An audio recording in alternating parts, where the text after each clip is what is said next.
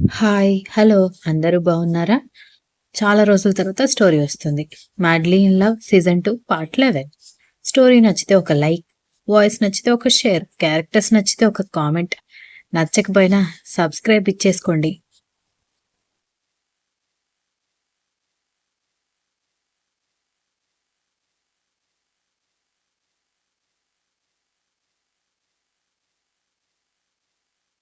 అమ్మా, అన్నయ్య తనని ప్రేమించాడు. అదేం తప్పు కాదు కదా!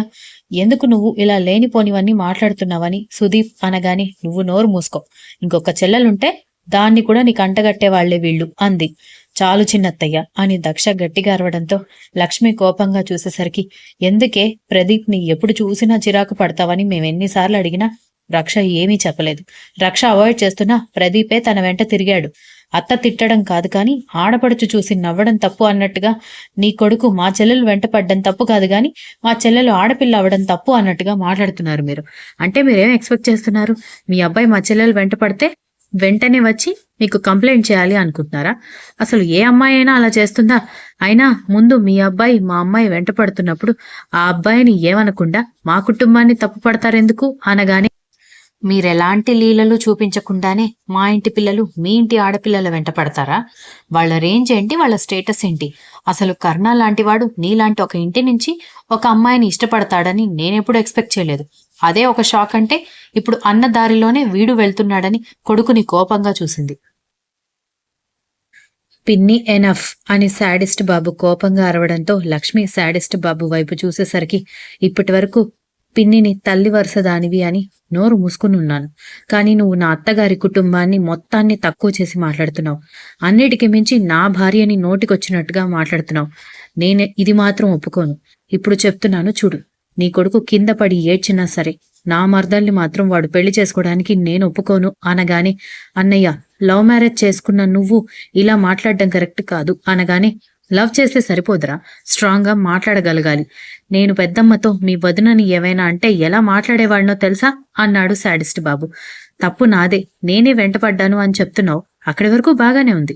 మీ వదిన ఫ్యామిలీని, మీ వదిన వ్యక్తిత్వాన్ని, నువ్వు ప్రేమిస్తున్న అమ్మాయి వ్యక్తిత్వాన్ని ప్రశ్నిస్తూ ఇష్టం వచ్చినట్టుగా మాట్లాడుతుంటే గట్టిగా ఒక్క మాట కూడా పిన్నికి చెప్పలేకపోయావు.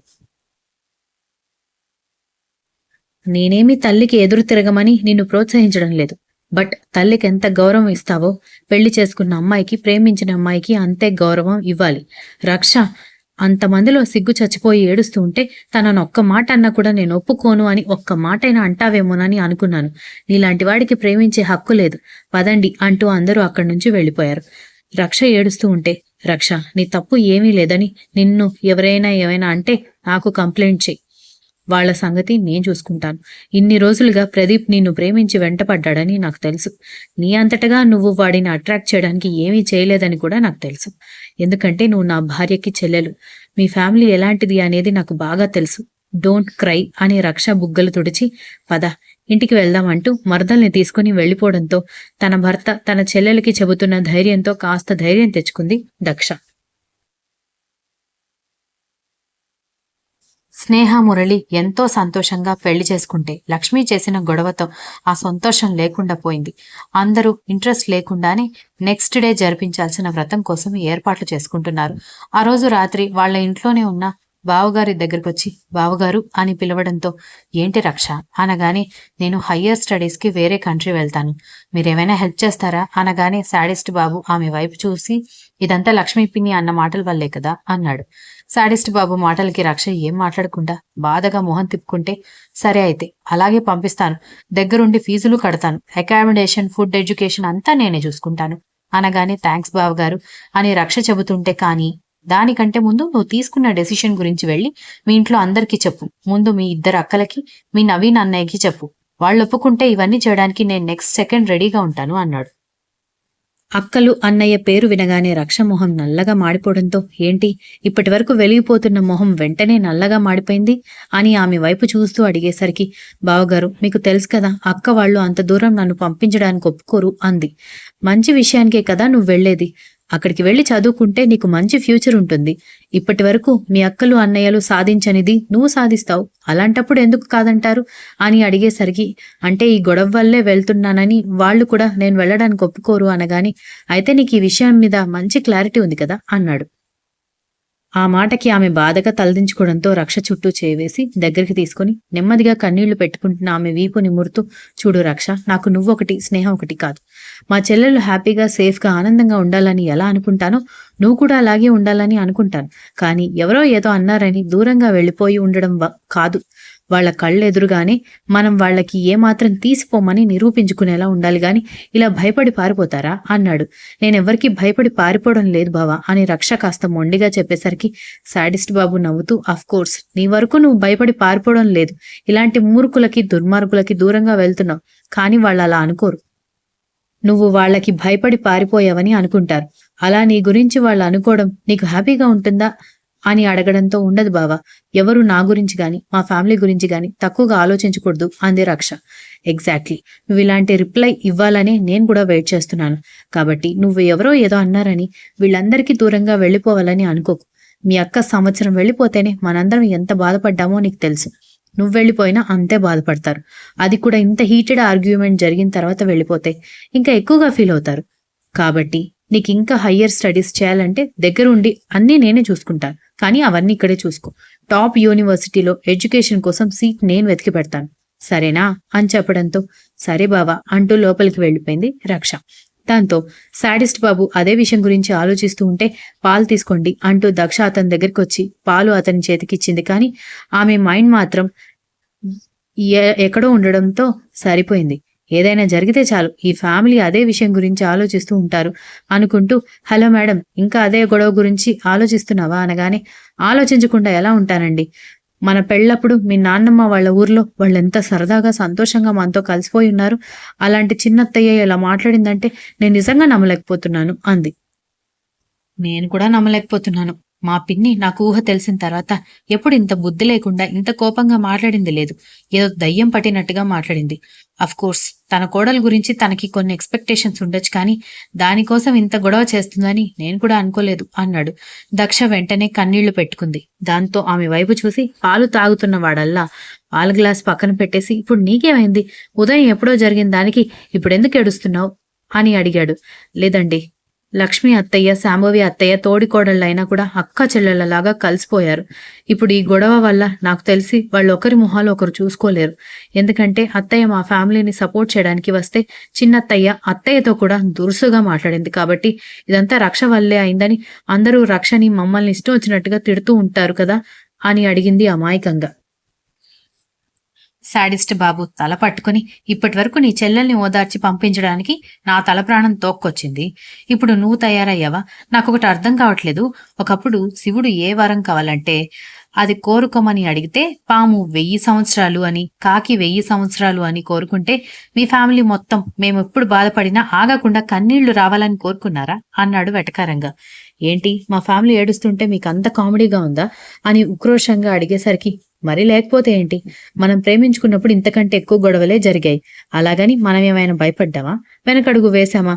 మా డాడీకి, మా మమ్మీకి, మా అక్కకి మనిద్దరం పెళ్లి చేసుకోవడమే ఇష్టం లేదు. అలాంటిది ఇప్పుడు ప్రపంచంలో అందరికంటే మనల్ని ప్రేమిస్తున్న వాళ్ళు ఎవరైనా ఉన్నారంటే వాళ్ళు ముగ్గురే. ఫస్ట్ ప్రేమిస్తున్నారు అంటే ఎవరు కమాన్ అని ఎంకరేజ్ చేస్తూ కూర్చోరు. ఫస్ట్ ఆ ప్రేమకి వ్యతిరేకంగానే ఉంటారు. ఎందుకంటే వాళ్ళ పిల్లల గురించి కొన్ని ఎక్స్పెక్టేషన్స్ వాళ్ళకు ఉంటాయి కాబట్టి. ప్రదీప్ నాలాగా మొండిగా నిలబడితే వాడి ప్రేమను సాధించుకోగలుగుతాడు. లేదంటే రక్షకు వాడు కరెక్ట్ అవుతాడా కాదా అనేది వాడి ప్రేమ కోసం నిలబడే బలాన్ని బట్టి మనకి తెలుస్తుంది. కాబట్టి అనవసరంగా ఫీల్ అవ్వకు అన్నాడు. మీరన్నది కూడా నిజమేనండి. మనం ఇంతకంటే ఎక్కువ ప్రాబ్లమ్స్ ఫేస్ చేశాం కాదని నేను అనడం లేదు. కానీ అందరూ వీళ్ళ ఫ్యామిలీలో అమ్మాయిలకి ఇదే పని కదా అనుకుంటారు కదా అనగానే, ఎందుకు అనుకుంటారు? మీరేమైనా మా వెంట పడుతున్నారా? విరాట్ గడు మీ అక్క వెంట పడ్డాడు, నేను నీ వెంట పడ్డాను, మా తమ్ముడు మీ చెల్లెలు వెంట పడుతున్నాడు. ఎవరు ఎన్ని స్టోరీస్, ఎన్ని ఇమాజినేషన్స్ క్రియేట్ చేసినా కూడా మనస్సాక్షి అనేది ఒకటి ఉంటుంది మనుషులకి. అదెప్పుడు వాళ్ళకి నిజాన్ని తెలియజేస్తూనే ఉంటుంది. కాబట్టి అనవసరంగా ఫీల్ అవ్వకు అన్నాడు. ఏమో మీరెంత నచ్చజెప్పడానికి ప్రయత్నించినా కూడా నా గుండె దడదడలాడుతూనే ఉంది అనగాని, అయితే దానికి ఊపిరి నన్నందించమంటావా? అని హస్కీగా అడుగుతూ ఆమె దగ్గరకొస్తూ ఉంటే, మీకు టైం లేదు ఏమీ లేదు అని తిడుతూ లోపలికి వెళ్ళిపోవడంతో నవ్వుకున్నాడు. బాధపడుతున్న ఇందిర దగ్గరకొచ్చి, అత్తయ్య మా పిన్ని చేసిన గొడవ గురించి ఆలోచిస్తున్నారు కదా అని స్నేహ బాధపడుతూ అడిగేసరికి ఇందిర కళ్ళు తుడుచుకొని, అస్సలిదంతా దీనివల్లే వచ్చింది. ఆ అబ్బాయితో మాట్లాడుతుంటే బావకి బంధువు కదా, ఒకే వయసు కాబట్టి ఆ స్నేహంతో మాట్లాడుతుంది అనుకున్నాను గాని ఇంత గొడవ తెస్తుంది అనుకోలేదు అంటూ గదిలోకి వెళ్లి రక్షని తిడుతూనే ఉంది ఇందిర. నా తప్పే ఉందని నన్ను తిడుతున్నావని రక్ష ఏడుస్తూ ఉంటే, అత్తయ్య ఎందుకు అలా ఆ పిల్ల బుర్ర తింటున్నారు అని రక్షని తన వెనక్కి లాక్కుంది స్నేహ. ఆ గోలకి అందరూ బయటికి పరిగెత్తుకొస్తే ఎండిపోయిన కన్నీటి చారికలు రక్ష మొహం మీద క్లియర్గా కనిపిస్తూ ఉండేసరికి అయ్యయ్యో ఏమైందని అడుగుతూ దక్ష దీక్షిత ముందుకు రాగానే ఈ గొడవ జరగడానికి మొత్తం రక్ష ప్రదీప్ వెనుక తిరగడమే అని అత్తయ్య రక్షను తిట్టిపోస్తోందని చెప్పింది స్నేహ. ఆ మాటకి ఆశ్చర్యంగా ఏంటత్తయ్య ఇదంతా అన్నాడు విరాట్. అవును బాబు, అబ్బాయిలు కాబట్టి వాడెన్ని వేషాలు వేసినా ఎవరి కంటికి కనిపించదు. అందరూ వేలెత్తి చూపించేది ఆడపిల్లని మాత్రమే. ఈ గొడవలు ఈ తలనొప్పులు దీక్షిత దక్ష పెళ్లితో పోయింది అనుకున్నాను కానీ ఇంకొక ఆడపిల్ల ఉందన్న విషయం నా మైండ్కి రాలేదు బాబు. లేదంటే ఇంట్లోనే కూర్చోబెట్టేదాన్ని. చిన్నపిల్ల అందరికంటే చిన్నది కాబట్టి చిన్నపిల్ల లాగానే చూస్తూ ఉంటే నాకు చిన్నపిల్లలాగే కనిపించింది కానీ ఈరోజు ఒక పిల్లాడు దాని వెనక పడుతున్నాడు అంటే ఇది కూడా చాలా పెద్దదైపోయిందని ఇప్పుడే నాకు జ్ఞానోదయం అయిందని చెప్పింది ఇందిర ఏడుస్తూ. అసలు ఇందులో రక్ష తప్పే ఉందని దాన్ని అలా తిడుతున్నావు అని దక్ష కోపంగా అడిగేసరికి దాని తప్పేమీ లేదని మనకి తెలుసు. ఈరోజు గొడవ చేసిన ఆవిడికి తెలుసు. అయినా కూడా తప్పంతా మన కుటుంబం మీదే కదా వేసింది. అక్కల దారిలోనే చెల్లెలు నడుస్తోందని ఇష్టం వచ్చినట్టుగా మాట్లాడింది.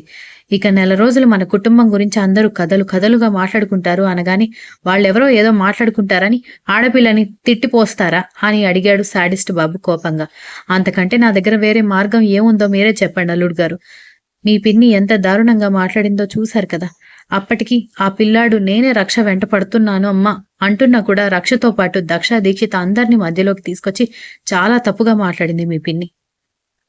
ఆ మాటలు వింటుంటే అక్కడే భూమి రెండుగా విడిపోయి నన్ను భూమాత తనలో కలిపేసుకుంటే బావుండు అనిపించింది తెలుసా అని ఏడుస్తూ చెప్పడంతో, అమ్మా రక్ష తప్పులేదని మనకి తెలుసు, మీ అల్లుళ్ళకి తెలుసు, ఆ పెళ్లికి వచ్చిన వాళ్ళకి తెలుసు. ఎందుకంటే మొదటి నుంచి ప్రదీప్ రక్ష వెనుక తిరుగుతున్నాడు కాబట్టి ఈ మాత్రం దానికి దాన్ని అంతలా తిట్టాలా అని అడిగింది దక్ష. ఈ తిట్లు గుర్తు పెట్టుకొని నెక్స్ట్ టైం ఆ అబ్బాయి తన వెనుక పడితే ఇది కూడా తిరిగి 4 మాటలు అంటుంది. అక్కడితో ఈ సమస్య తీరిపోతుంది అనగానే మీరు మీ అమ్మాయిని తిట్టడం వల్ల మీ అమ్మాయి మా తమ్ముడిని తిట్టడం వల్ల సమస్య తీరిపోదు. అలా తీరిపోయేలా ఉంటే నేను విరాట్ మీ పెద్దమ్మాయిలని పెళ్లి చేసుకునే వాళ్ళమే కాదు. ఎందుకంటే అప్పుడు ఇంతకంటే పెద్ద గొడవలే జరిగాయి. అంతకంటే పెద్దది కాదు కదా. చూడండి, నాకు తెలిసినంత వరకు ప్రదీప్ రక్ష వెనక తిరిగాడు. దానికి సాక్ష్యంగా నేనున్నాను. నేను కూడా అక్కడ మాట్లాడాను. కానీ మీరు రక్ష మీద నోరు పారేసుకోవడం మాత్రం నాకేం నచ్చలేదన్నాడు సాడిస్ట్ బాబు అసహనంగా. నారాయణ కూడా అప్పుడే కిరాణా షాప్ నుంచి ఇంటికొచ్చి చిన్న కూతురు మొహం మీద కన్నీటి చారికలు చూసి అయ్యో ఏమైంది చిన్నమ్మాయి అని అడుగుతూ కంగారు పడేసరికి అత్తయ్య రక్షని ఇష్టం వచ్చినట్టుగా తిట్టింది మామయ్య అని స్నేహ చెప్పడంతో ఎందుకు తిట్టావని అడిగాడు నారాయణ ఆశ్చర్యంగా. మా పిన్ని ఏదో మాట్లాడిందంట, దానికి కోపం వచ్చి ఆ కోపం మొత్తం రక్ష మీద చూపించారు అత్తయ్య అని స్నేహ చెప్పడంతో నీకేమైనా పిచ్చి పట్టిందా? అక్కడ ఆ అబ్బాయి మన రెండో అల్లుడు అందరూ క్లియర్గా ఆ అబ్బాయి రక్ష వెనక తిరిగాడు అని చెప్తే నువ్వు ఇంటికొచ్చాక కూడా తిట్టడం ఏమైనా బాగుందా అని అడగడంతో ఇది మొదట్లోనే ఆ అబ్బాయిని గట్టిగా దూరంగా పెట్టుంటే ఈ రోజు ఇంత పెద్ద గొడవ జరిగేది కాదు కదా అని ఇందిర కోపంగా అరిచింది. గట్టిగా చెప్పి దూరం పెట్టడం అంటే ఏంటత్తయ్య మీ ఉద్దేశంలో? అందరికీ ప్రచారం చేసుకుని వీడు నన్ను ప్రేమిస్తున్నాను అంటున్నాడు, నాకు వీడిని ప్రేమించడం ఇష్టం లేదని ప్రేమిస్తున్న వాడిని నడి రోడ్లో నిలబెట్టడం అని అనుకుంటున్నారా అని అడిగాడు విరాట్. వాడు నిజంగా మీ అమ్మాయిని ఇబ్బంది పెడితే మీ అమ్మాయి కాదు అన్నయ్య కాబట్టి మా కర్ణగాడే తగిన రీతిలో బుద్ధి చెప్పేవాడు. వాడి ప్రేమలో నిజాయితీ ఉంది కాబట్టి ఇన్ని రోజులు ఈ విషయం తెలిసినా వాడు సైలెంట్ గా ఉన్నాడు. అనవసరంగా దీన్ని ఆవిడ రచ్చ చేస్తే మీరు దాన్ని పెంచి పోషిస్తున్నారు అన్నాడు. Continuous. If you like the story please like, share, comment and don't forget to subscribe.